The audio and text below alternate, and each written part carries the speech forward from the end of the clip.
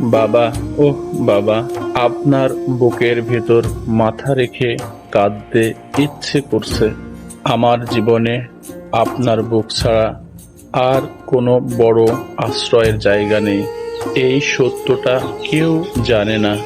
জীবনের পথে চলতে গিয়ে আমি অনেককেই আপন ভেবেছি, মধুর নামে ডেকেছি এবং পাশে রেখেছি, কিন্তু আপনাকে একটিবারও বলা হয়নি যে আমি আপনাকে অনেক ভালোবাসি বাবা।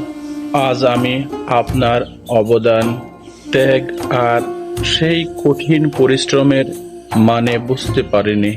আজ যখন আমার নিজের কাঁধে দায়িত্বের বোঝা এসে পড়েছে, তখন আমি হাঁপিয়ে উঠি এবং মাঝে মাঝে দুর্বল হয়ে পড়ি।